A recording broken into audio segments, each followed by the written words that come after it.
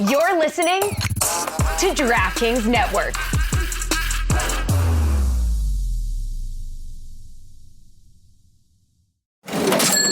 You know that sound. It's the sound of money hitting your Venmo account, a friend paying you back, or maybe it's getting cash back from your favorite business when you pay with the Venmo debit card, or it's realizing you can pay with Venmo at checkout at thousands of brands. Now, there are so many more ways to answer the question, what's your Venmo? Download Venmo today. The Venmo MasterCard is issued by the Bancorp Bank N.A. pursuant to license by MasterCard International Incorporated. Dosh Cashback terms apply. Folks, the playoff season is here, and the only thing better than the game day predictions are the foods that come with them. Introducing Tums Fantasy Foodball Pool, brought to you by Tums, America's #1 antacid brand, and DraftKings. Each week leading up to the big game, turn football into foodball by building your best game day plate for a shot at winning a share of $40,000 in cash prizes. Inspired by game day bites and tailgate treats, join the Tums Foodball action during this playoff season's most heartburn-inducing times. Visit DraftKings.com/TumsFoodball between January 6th and February 9th to enter for free and select your game day plate before the start of each playoff round. Age and eligibility restrictions apply. Void where prohibited. See terms at DraftKings.com/TumsFoodball. When you feel the heat of the game, don't let the heartburn keep you on the sidelines. Try Tums Chewy Bites with a tasty outer shell and soft center for fast relief of heartburn, acid indigestion, and upset stomach. Check out Tums Gummy Bites, featuring a soft and easy-to-chew format for fast relief of occasional heartburn, acid indigestion, sour stomach, and upset stomach. Both available at Amazon, Target, and other major retailers nationwide. And for more heartburn relief fun, be sure to follow Tums at Tums Official on Instagram and TikTok.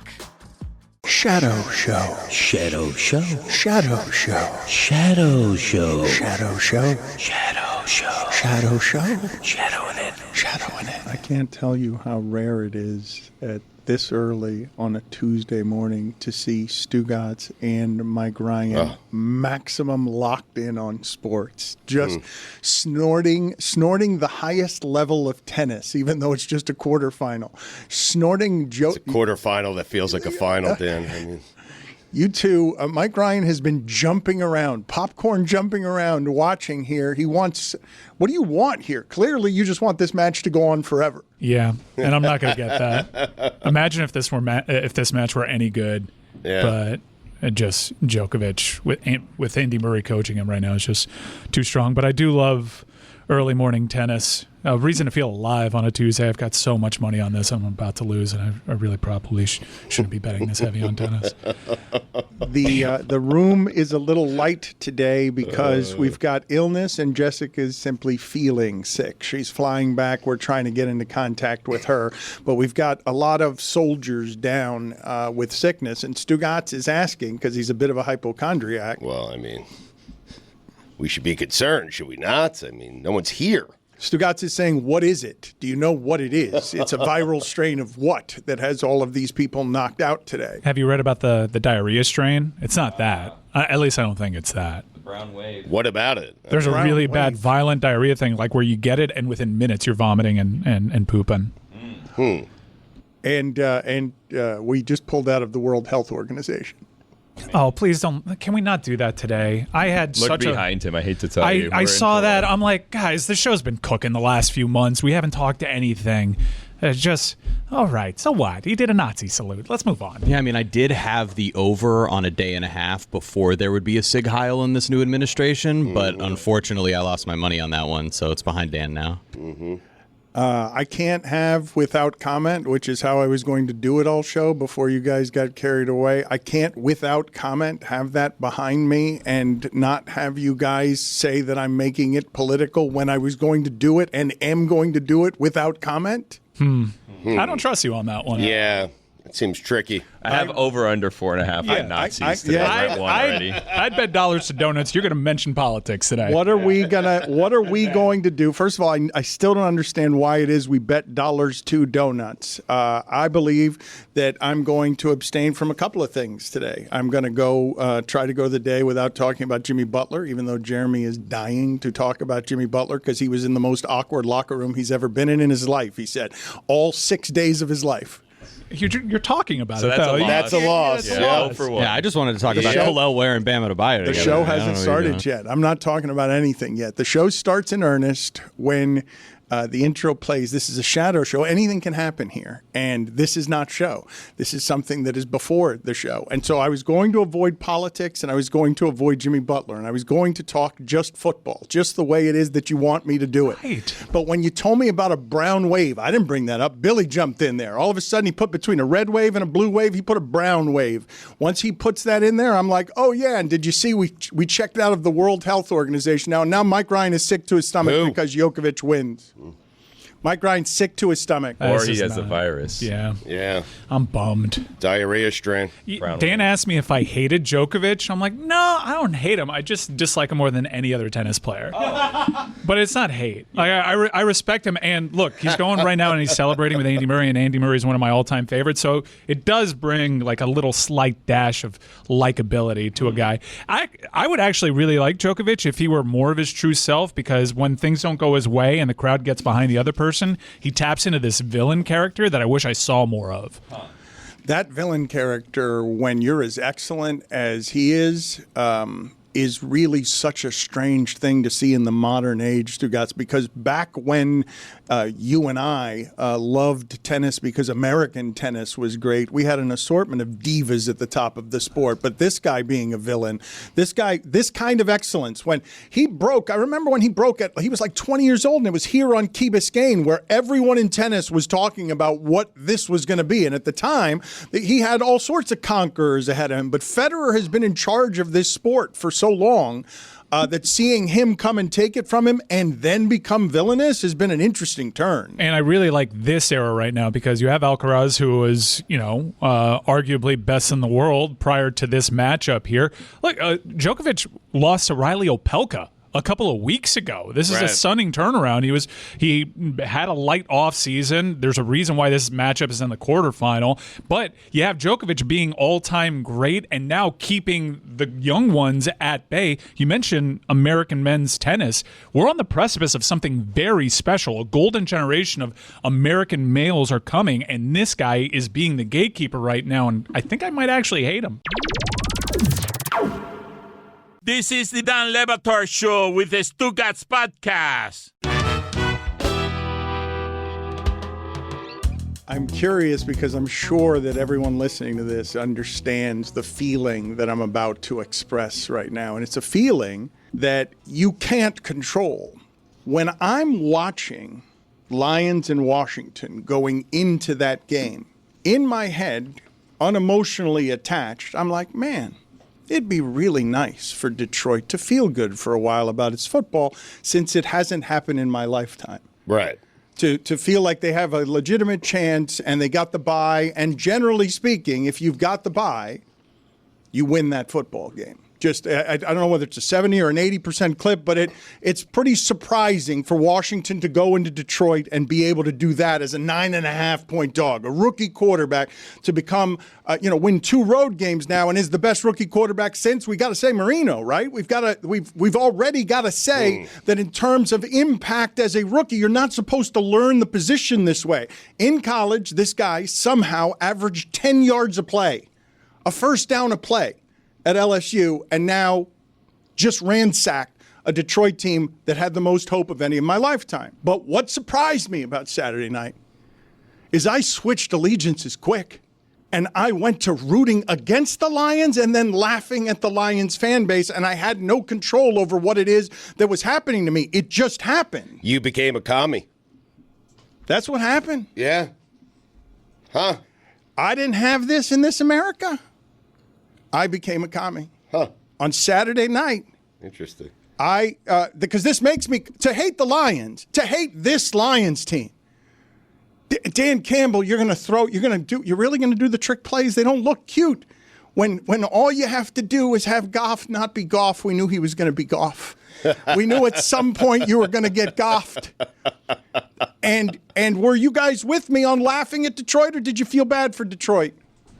I was laughing at Detroit ahead of time because I didn't understand. There are about 4 franchises in that league where nothing good will ever happen to them. Yep. And for them to be consensus favorites to go to the Super Bowl. Really, the Detroit Lions favorite? We expect the Detroit Lions and their fans to feel joy? Like, hold on. Like, let's temper our expectations just a little bit. We still have to see it. And also, I know they made it to an NFC Championship game, but this core, I don't know if that's enough suffering. Certainly, the franchise and the fan base has suffered plenty. Don't get me wrong. But, more obstacles. Jayden Daniels is a really good quarterback. I was just really confused as to why that franchise and its fans were so confident. So you need more suffering from Lions fans and for the Lions organization because they haven't suffered enough. I need the amount of suffering around this core of Lions players for them to go into a big game and not be cocksure. Right. And they walked into that game cocksure. Are the Commanders not also a suffering fan base?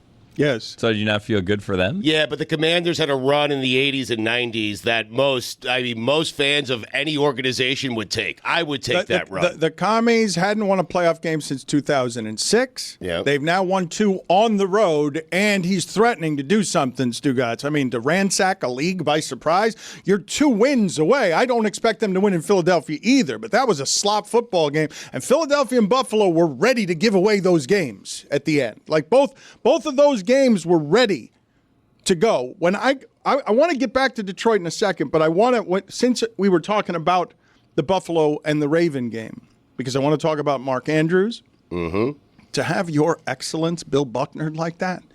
Mark Andrews has more touchdowns than anyone in the history of that franchise. That franchise has been really good. Yeah. For him to have a Bill Buckner moment where, you're going to remember that he should have caught that, when I keep arguing on behalf of Stugotz, and I know Mike and others tell me that I'm soft for doing it. Man, it's got to be hard to catch a hard, slick football in the cold. Like, that's an unplayed. It's your job, man. Especially when it's not totally on the money. I know. When it's not totally on the money. I know. But I want to. How about Harbaugh? Drop a new 2-point conversion play. Yeah. Every single time is the exact same play. I don't know if it's worked once. It's not a stoppable play. It is very stoppable. It's been stopped every single time he's done it. I don't think he succeeded at once. I saw 3 different examples of when it was stopped. It hasn't worked one time. Drop a new play. How about give it to Derrick Henry and have him just run it right up the gut? Yeah, that's a good plan. Fine. Yeah. He's huge. That is a plan. Yes, he is huge. Hard to tackle, Dan. You want the MVP with options. Is better than Derrick Henry one option. That's a pretty good option. Agreed. MVP. Agreed. Ridiculous. But okay. Ever heard of Isaiah Likely? It's because Mark Andrews sucks now. The reigning MVP. The reigning. He might actually win a third, which means he has as many MVPs as postseason wins. Yeah. Yes, he's got. This is an interesting thing. Okay, because he's got, in a league you cannot do this anymore. He's got multiple turnover games. Half of his playoff games are multiple turnover games. And when I say you can't do this anymore, Stugotz, the winning team in the playoffs that we just saw this weekend threw for an average of 166 yards. Mm-hmm. What's changing in that sport is, no, that's fine. We'll play it in a tiny, tiny phone booth, but our quarterback will not give it up. C.J. Stroud will get sacked 8 times because there'll be pressure up the middle, but our quarterback will not be turning the ball over. In fact, Patrick Mahomes' worst season of his life we're seeing right now. This is the worst statistical season of his life. You want to guess how many 300-yard games he has? 2. 3. What? 3 all season. He's got 3 300-yard games. Patrick Mahomes has been mediocre and has double-digit turnovered it. But this is what I wanted to tell you about the Bills and why I think the Bills are going to win the Super Bowl, even though they are a team. Why would they ever expect good things to happen to them, right? The Bills are. Yeah, they're one of those 4. They're one of the teams. Yes. Well, who are the 4, by the way? But they've done so much suffering. It's the Jets, it's the Browns, Browns, Lions, Bills. Yeah. I mean, the Bills they've been to 4 Super Bowls. Yeah, but and then what happened? You lose all of them. Yeah. Stugotz, Notre Dame's season's not going to be remembered. You can't win it unless you get there, Dan. It really I'll never should. forget it. Yeah, it really should be remembered. Yeah, it should. Man, there's so many football storylines. I want to take that one now. You don't remember second place. You don't remember it. Like Notre Dame Sometimes fans, you no, do. No. Canes, Ohio Wait, State. are we letting Lamar off the hook? Look, because an opposing quarterback scored more than 14 points and then he's done so? I'm going to go back there in a second. I'm terrible. No, the thing that I want to talk about, because it's in the weeds a little bit on football, but to me it's fascinating because we spend the whole season trying to get to a metric that tells us who's best. 1-game samples, we understand some of them in the snow. You tell me the importance of coaching and coaching and coaching and coaching, and largely, at the end, it was all the best quarterbacks. Largely, Sam Darnold became Sam Darnold, Jared Goff became Jared Goff. Everyone's still terrified of Stafford. You're lucky to beat him with Hurts and a $122 in passing because he doesn't turn the ball over, and Philadelphia will just run straight at you. And like that, the way that team plays is crazy. Yes. Like in the modern age, to beat you 50 yards at a time with Saquon Barkley because Lane Johnson is just bigger than everybody. But to have the Buffalo Bills advance to now a game that is the weakest Chiefs team, even though it's only lost twice. How do they keep getting away with this? What's going on here? The weakest Chiefs team that we have seen in the Mahomes era, and certainly the weakest offense that we have seen in the Mahomes era. What Buffalo takes into that, and Stugotz, I want you to help me examine this because it legitimately is something I do not understand and have not seen. A quarterback who was wildly inaccurate coming out of college and unbelievably reckless with the football has become now a quarterback who we haven't had in the league since 1970, because that's the last time you'll find somebody who fumbled as little and threw as few interceptions and took as few sacks, negative plays from a quarterback, as this one. Josh Allen has become the greatest protector of the football in the sport. This is an offense that is historic in protecting the football at a time everyone's protecting the football. Why'd you beat the Ravens at home even though you hadn't lost at home all season?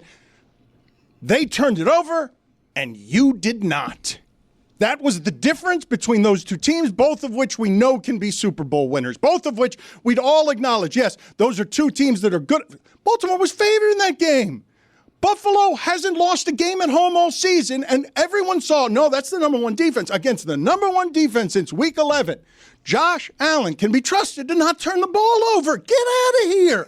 Like, how is not everybody in the world talking about, you know what the difference in that sport is? All the analysis, all of it. That quarterback doesn't make mistakes. You're confused by this. How can I not be? I said he was terrible at football. I think what the Bills have done, I mean, he threw the ball 22 times. They're not putting him in spots where he's going to turn the ball over. Like the offense, it's kind of like he's been, it's kind of like a game manager. Like it's time of possession. It's take as much time. It's keep the other quarterback off the field. And Josh Allen is not throwing 45 times a game to win. The reason it's not game management is because you're still terrified of them on 3rd and 11. Well, of course you are. But that's what I'm saying. But that's why he's so great. Game management with Alex Smith, you weren't terrified of anything on 3rd and 11. When there's a crucial play, Alex Smith isn't keeping the ball in his hands. But it's the rare game manager who can also just win the game by himself. Okay, but so you see, he's managing games, guys. Of Josh Allen. I Please, am. Can we put this narrative to bed before it starts? Josh Allen's playing the cleanest football of any QB in NFL history per NFL on CBS. This season, he has the lowest percentage of plays with a sack, fumble, or interception since the merger. Only 4.2% of plays end that way for the Bills. So, Stugotz, this season, the Bills have basically had half a turnover a game. Half a turnover a game is the average on what the Bills, how you steal the football from them. Sounds like he's due. That's the worry. It's bound to happen at some point. Bad weather, happen to anyone. Ooh. And I understand Lamar for his postseason, that was one of his better performances, but statistically, he's quite literally half the quarterback he is during the regular season. In the postseason, you juxtapose that with what Josh Allen is to his team, a team that spent their entire offseason taking away talent from him, while the Ravens just stacked talent on talent on talent. So many first-rounders across that team. And the difference is Josh Allen played a clean game. Lamar Jackson couldn't. And I know Andrews is the foil because a defender made a great play with a peanut punch and he didn't catch that ball. But Lamar Jackson's fumble was stupid, dumb, worse. Trying to do too much. In fact, you could watch it over again and wonder, how does this even become a fumble? How do you have the opportunity to fumble it, let alone almost be a fumble 6? Like the criticisms of Lamar have long since fumble been valid. 6 is not a thing. It can't be. It was almost a fumble 6. It can't be a thing, but I'm just saying that phrase doesn't work. A pick 6 works, a fumble 6 does not work. You're right. We need to come up with a different name. We need another name for Really? that. That's not good enough. I mean, it's not my word. It's not a phrase that's okay. You need pick 6 rhymes and we allow it. Fumble 6, that's the first time I'm hearing it, and I don't want it. Fumble, even though I know exactly what you mean, and I do want to keep examining Stugotz because we won't leave Mark Andrews alone because what came over me on Mark Andrews felt really bad. Scoop and score. Fumble 5+1. Oh, wow. I like that math. Inefficient. You were pointing. Metrics. You're pointing at Billy supporting fumble 5+1, which is truly terrible. How so? We had scoop and score right there. Yeah. Plus a potential other one. I quickly bailed on my own and went to Billy's defense. I want to talk about Lamar Jackson, Stugotz, and Mark Andrews because at the end of that game, Lamar Jackson did what you require from the MVP on the road. Yeah. At the end of the game, the punctuation falls to someone other than Josh Allen and Lamar Jackson, which is why I feel so bad for Mark Andrews, because we were about to get what Roger Goodell does to solve every problem. More football. Yes. We're going to get 18 games. We were about to get overtime between Josh Allen and Lamar Jackson. Or we were about to get Josh Allen goes right down the field, not going to be a game manager, going to win the game, or turns it over, Josh Allen, and we laugh at him all offseason because you didn't turn it over at all, but then you turned it over. I wanted to yell at McDermott for kicking the field goal. Well, so let's talk about this for a second. You can't do it. This is, Stugotz, this is where this is. Even though you should. We knew that Sam Darnold was going to Sam Darnold. We suspected that that Jared Goff was going to Jared Goff. Where the Bills collapse is with us just watching them and being like, well, is it going to be the turnovers or is McDermott going to get you at the end? Because that's when he's going to shrivel up and say, I've got one of the best running weapons that there is. Yeah, you stopped him that time, but Ravens, the best I got is this. This is the best I got.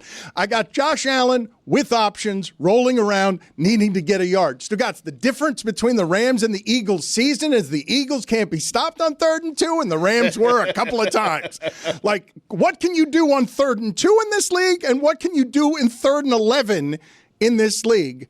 That game was won. McDermott could have choked out Lamar Jackson at the end and instead kicked a field goal in the snow. When even if you go for it and miss, you're still putting Baltimore in the situation they got to go the whole field and get a touchdown. But don't you guys think, because that touchdown was scored with 90 seconds remaining on the clock, so if they convert the 2-point conversion, it's a tie game. I do think Josh Allen's taking them right down the field, and they win it. Game over. But you can do that in fiction and hypothesis, but it could also not go like that, and then we're laughing at you the rest of the way. Stugotz, do you know how close we were to laughing at the Eagles? That you're going to waste the Saquon Barkley game up with 5 minutes left by allowing the Rams to score 2 touchdowns on you on your field? Like, and if Stafford had done it, how surprised would you have been? Not very. No, not at all. I love watching him at this age. So do I. If Matthew Stafford in Detroit had the brains that Rams Matthew Stafford has right now, he'd genuinely be an all-timer. Cagey vet. There's just nothing that you can do to surprise him. He's seen it all. I'm not going to put this on Mark Andrews, though. It's squarely. Like, listen, he had a bad day. I'm not going to deny that. This is squarely on Lamar Jackson. When you're talking about Josh Allen not turning the ball over, Patrick Mahomes not turning the ball over, Jayden Daniels, a rookie, never turning the ball over, and Lamar Jackson, a 2-time MVP, and I do think he is one of the greatest quarterbacks I have ever seen. But my fear for Lamar Jackson is he's going to turn into Dan Marino. There are too many good quarterbacks for all of them to win Super Bowls, and that's on Lamar. That's the glory position. That's the position everyone is watching. You cannot turn it over twice in that game. So Stugotz is not wrong about anything that he's saying, but this is the context I would offer you, and the reason I say he's not wrong is he wasn't wrong all that time ago when he gave me the same analysis on Peyton Manning and the beginning of his career. And he was this loud about why Peyton Manning wasn't as good as you think Peyton Manning is because he didn't win championships. After 8 playoff games, both Peyton Manning and Lamar Jackson are 3-5. And over 7 seasons, when you win 80-plus games, the only one to not make it to a Super Bowl other than these Ravens is Peyton Manning's Colts. So Yes, you got to win in the playoffs, and he had a couple of turnovers. But for you to skip past Andrews, a guy touching the ball 7 times in the game, fumbling it once, and then dropping the tie and saying it's all on Lamar Jackson when Lamar Jackson made the throw at the end that needs to be caught to tie the game, like you're not showing any nuance there. Well, I never have. Could have been a little bit better. Not going to start throw. today. I mean, it could have been, sure. It could have been a better throw. And don't forget, like the Derrick Henry one too, where Henry has to slow down because he's wide open. Like all these are the little things, Dan. Little missed throws. Yeah. I know I'm nitpicking, but I nitpick greatness. Derrick Henry also dropped the ball that should have been a touchdown. But no. But that's the one that I'm talking about. Like Derrick Henry has to catch it by his shins because the pass is so bad. The dude is wide open. You got to hit Derrick Henry full stride. That's a touchdown if he does. Wow. What's up? I just bought and financed a car through Carvana in minutes. You? The person who agonized 4 weeks over whether to paint your walls eggshell or off-white bought and financed a car in minutes? They made it easy. Transparent terms, customizable down and monthly. Didn't even have to do any paperwork. Wow. Mm-hmm. Hey, have you checked out that spreadsheet I sent you for our dinner options? Finance your car with Carvana and experience total control. Financing subject to credit approval. Hey, Jeremy. Yes, Mike? Have you ever had a fireside conversation during a football Sunday during the winter? Sure. We don't have a lot of fireplaces down here, but I've had the premise of it. I wish I could, but it's South Florida. When it gets down to the 60s, we're like, we're bundled up, but certainly no fireplaces. Still too warm for that. But we do have our football Sundays. And one thing that always makes football Sundays good, and I know you've had plenty of experience in your life with this, Miller time. Oh, yeah. Miller Lite makes the winter better. It makes football Sundays better. It makes even hanging out around you better. Thanks, Mike. That was kind. I appreciate that. You're my friend. When I have a Miller Lite in my hand, pretty much everybody is my friend because we are like-minded. Because we like beer that actually tastes like beer. Oh, and now, the new year, it's the perfect time to have a Miller time. Miller Lite is brewed for taste. People out there, I want you to listen to me. And Jeremy, you too. Because you know, it hits just different than other light beers. The original light beer since 1975, and still the very best one. Miller Lite. Great taste, 96 calories. Go to MillerLite.com/Dan to find delivery options near you. Or you can pick up some Miller Lite pretty much anywhere they sell beer. Tastes like Miller time. Celebrate responsibly. Miller Brewing Company, Milwaukee, Wisconsin. 96 calories and 3.2 carbs per 12 ounces. Billy. Yes? You know what we've been talking about all season long? Smirnoff? Yeah, how'd you guess? I knew it. I'm a good guesser. You are. They are the official sponsor of the Dan Le Batard Show with Stugotz. So you already know that it's an official vodka partner of the NFL and Super Bowl 59. We're going to be there. Oh. Yes. I can't believe we're by 59 already. Yeah. Time flies. It does. Yes. We're old. I'm old. Hey, you know what, Stugotz, I was thinking? Yes. Since football season's winding down, Super Bowl's coming up, Super Bowl 59. We've been celebrating football all year. Mm-hmm. I have an idea. What? Let's do a toast. Okay. Oh, wow. To football. Really? Yeah, me and you. Let's toast football. So just a toast. So we're raising our glasses of Smirnoff vodka Glasses here. up, yeah. All right. And we are toasting to football. To football. To football, everyone. What we love about Smirnoff is that you can get the world's #1 vodka without breaking the bank. This feeling is what the good folks over at Smirnoff call. Billy, you want to take a stab at this? Let me guess. Smirnoff Extraordinary? Nailed it! Oh my I told you, I'm a good guesser. Oh my God. And right now, Smirnoff has partnered with Complex, letting fans get their hands on some amazing items handpicked by celebrities, including NFL legend and Super Bowl champion Vernon Davis for the unbelievable price of $12.99, just like a bottle of Smirnoff. Oh. So head on over to SmirnoffDrops.com to check out upcoming drops and check out, oh, Billy, you want to take a guess again? These Smirnoff Extraordinary items. Oh, look at us. What's the website? It is SmirnoffDrop.com. Smirnoff. We do game days. Please drink responsibly. Smirnoff, number 21 vodka, distilled from grain, 40% alcohol by volume. The Smirnoff Company, New York, New York. Pricing is at the sole discretion of the retailer and may vary by state. Please do not share with anyone under legal drinking age. Dan Le Batard. And then Matt Stafford threw him 25 and 2.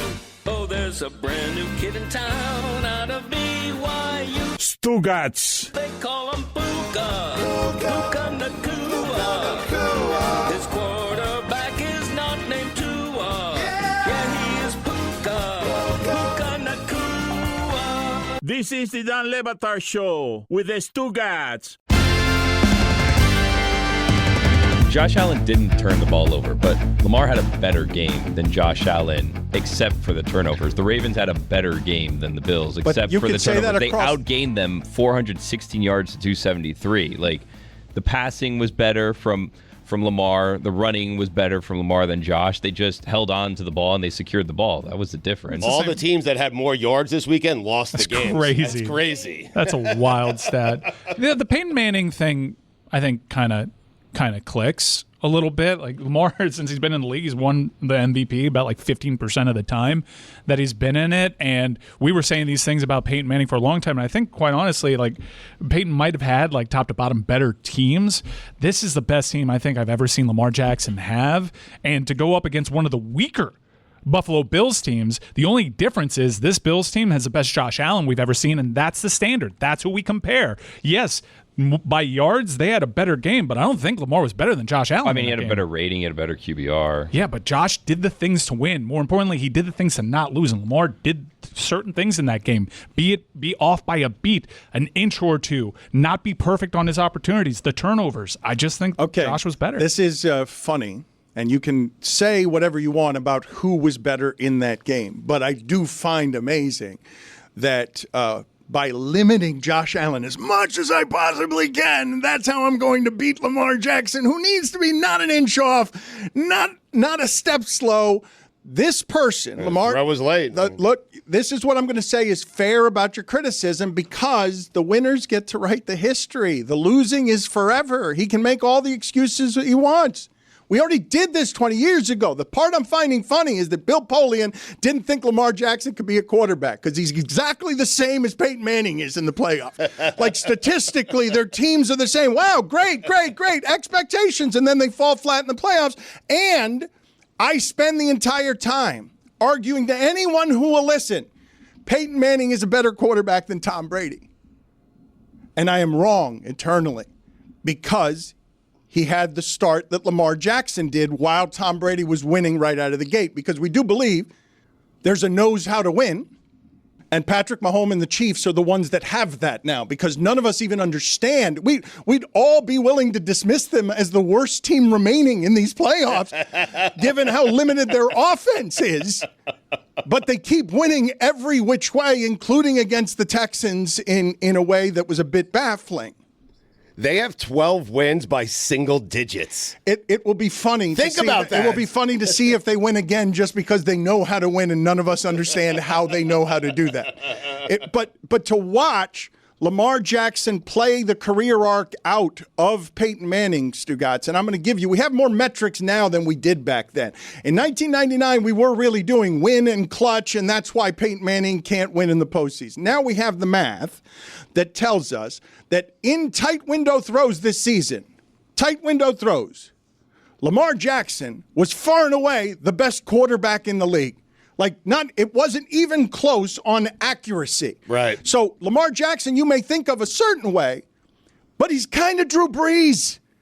Like, in terms of accuracy, you might see a quarterback the same way Bill Polian did and be like, nah, not a quarterback. Doesn't look like a quarterback to me. Because it's too much Randall Cunningham. It's move around. It's a lot of athleticism, but also tight window throws, better than anyone in the sport, while the Bills are saying, Josh, no more tight window throws. Just easy throws. Tuck it and run. Yes. Run for 6 yards. Shakir for 7. Yes. Knox and Kincaid, no problem. Speak for yourself on clutch. I've been talking clutch since 1980. I mean, fair enough. You understand? You do understand what I'm saying, though, right? Of course I do. Yeah. That Lamar Jackson is going to get all of it today, and that's what happens when you lose. And I really do feel like everything's fair under those circumstances. Like, that's the contract in sports. The fan doesn't have to be reasonable or perspective-filled about these things. You know, you say that, with Peyton Manning making that comparison, there was only one quarterback for Peyton to overcome, and it was Tom Brady. And my fear for Lamar Jackson, because you watch him and you see the obvious talent, and you're watching one of the all-time great quarterbacks to ever play the sport, but Manning only had Brady to deal with. Lamar has Mahomes, Allen, Burrow, Jackson, Jayden Daniels. All those guys can't win Super Bowls. So he's like Phillip Rivers? I don't know. Like, That's my fear for Lamar Jackson. We're not going to remember him the correct way. I will say that the dollop of perspective I would put on the punctuation to their season is he did the things at the end that you want him to do. It can't. Except win. It can't. Look, I understand, Stugotz, but you and I remember Tom Brady winning a Super Bowl because Pete Carroll didn't just hand the ball to Marshawn Lynch. Tom Brady was on the sidelines. No more clutch, no more of a winner. He was watching the way the rest of us were watching. On the play and in the drive that was needed from Lamar Jackson, he went down the field on the road and tied the football game. I know, but he puts himself in those positions with the turnovers. That's the point. Like, Dan, that's a game. If you really watch the game and break down the stats and look at it, Baltimore should have blew him out. Correct. And turnovers are that important. And I've watched Stugotz. One of the great frustrations of my aesthetic football lifetime is, oh, please don't make Patrick Mahomes play that way. Like, don't make the sport change and so much with the athleticism that now Patrick Mahomes, I'm looking at him statistically, and he'll win at the end, but he's a totally mediocre quarterback. And what used to be, I can get 177 yards to just Tyreek Hill, is I get 177 yards and 117 of them are to Travis Kelce. 16 to 25, 177, one touchdown, no interceptions. He's Alex Smith. Come on. It's bad. Like, it's frustrating. It's frustrating to watch. That's going to win? Okay, so we're just going to Andy Reid squeeze it to death. We're just going to, how do we get to 22 points by any means necessary? If we could just get to 20. That offense, and I was always scared to bet the under on 30 and 31 and a half. Team total. That offense is at the top of the sport. Had kind of the easiest game this weekend, unless you want to go with the commies. And now you're set up where the analysis of all of this from the start should have been some form of, you know who's going to be remaining at the end? The people I think are the best quarterbacks. And also Jalen Hurts. Because Philadelphia is playing a different – Philadelphia is saying, you know what? What I love about what Philadelphia is doing. It's great. Yeah. It just is. It is so great, and it's so great for that city. Because that city considers itself rugged. I don't know how high Saquon Barkley has now climbed on Philadelphia sports legends for all time. But beating a football team to death with his thighs in the modern age, instead of going space age, just saying, you know what we're going to do? We're going to break off a 70-yarder here at some point because he's too big and strong and you're going to get tired of tackling him. Jalen Hurts threw for 128 yards. What Philadelphia has in its backfield that is so great. It's not just that their offensive line will maul you, okay? Because, Stugotz, I don't know how much of the Rams-Eagles did you watch this weekend? Not a lot, to be honest. All right. So there was one storyline they were playing up all game that was fun to watch, okay? And Jared Verse said before the game, and he's a menace. He went to FSU. He also went to somewhere smaller before that. And he's just so fun. And he said he hated Philadelphia and that their fans weren't that smart. And then around the stadium before the game, he's, showing muscles in the cold, just taunting fans. He went to school at Albany, Dan, before. The Great Danes. Tell me something about Albany. Tell me something about what the capital of New York. Reese Poffenbarger went there. What was this human being doing to other human beings at Albany? Because he's a menace of a man, and he's a first-round pick, and he goes into that game and he starts taunting Philadelphia, and also after a sack where he really ragdolled Jalen Hurts, who's got one of the, he doesn't get ragdolled very much, Jalen Hurts, because of what his lower body strength is. He gives it felt like the gladiator spectacle, Stugotz, where he's in the center of the field and he's giving Philadelphia fans double thumbs down. But he's going up all game against Lane Johnson, who's about twice his size. Like when you see those cameras from the back, what you're watching is he just keeps all of these players just get engulfed in Lane Johnson, who hasn't allowed a sack in I don't know how long. The Rams were this close, Stugotz. Oh, they were. They were this close. Nobody has to go through Detroit anymore. The Rams. We all know that this close to hosting the NFC Championship game in Glendale. The Rams. I think it would have been at SoFi. Really? Yeah. Wow. I was rooting for LA. I really was. Yeah. I was too. Did you watch? Not a lot. Can I ask you guys this question about Mark Andrews? Because my eyes may be lying to me on this one. Jeremy, if you could look this up for me, I would appreciate it. I think of Mark Andrews as somebody, and I may have this totally wrong. DeAndre Hopkins Larry Fitzgerald, these two human beings were statistically people who had more tackles than drops in their careers. They tackled people after interceptions more often than you would throw the ball, hit them somewhere within a radius that was seen as catchable, and it ended up being a drop.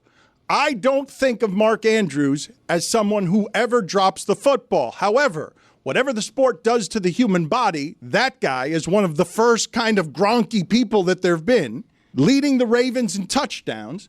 If you throw the ball near that person, it's not guardable. The DBs aren't big enough. If you throw the ball accurately, he becomes, for Lamar Jackson, what all those receivers were for Drew Brees when it was all timing accuracy, not guardable, always open. 3rd and 11, whether it's Michael Thomas or Mark Andrews, always open, and if you throw it over there, the DB's not going to be able, without interfering, to get around his body to get near the football.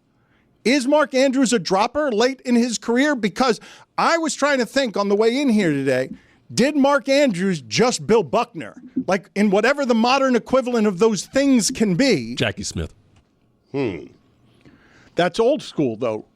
I know who that is. Well, so is Buckner. But for the people that don't. But Jackie Smith is what year? Is that? Are we talking about 1990s? No, that's a Cowboys Steelers Super Bowl. 1970s? Yeah, okay, so Roy, you went old school there, and you always frighten me and surprise me when you do that because you went old school beyond the old school, and you went to the original Super Bowl.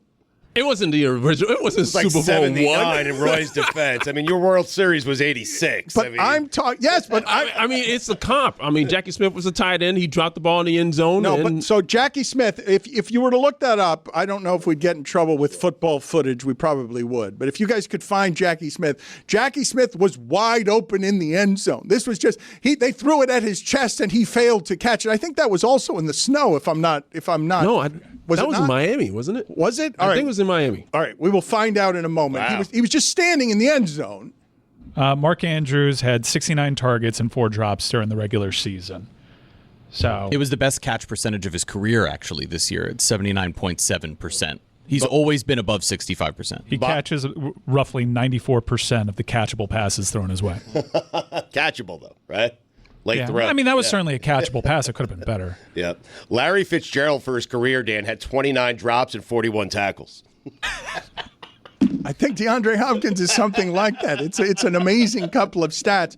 I just felt this. I know you guys make fun of me all the time for my weepy, syrupy, I feel bad for so-and-so.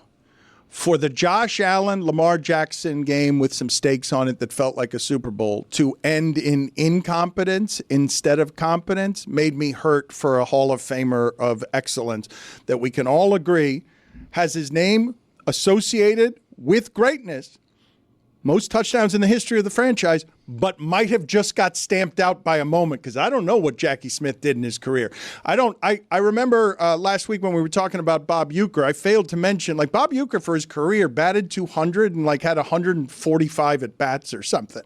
Like, just it didn't play very much, but the rest of his career ended up being his legacy. The thing that made me feel bad for Mark Andrews, beyond just an athlete not being competent in a moment that demands greatness, for all of us to have that as the ending of that game, when I know how great that guy is, and was I just watching everyone diminishing that name to something that's less than great because of the size of that moment and the size of the incompetence. Super Bowl 13 was in Miami. Jackie Smith's career numbers is 7,918 yards, 40 touchdowns. No snow, by the way. Did it snow? Yeah.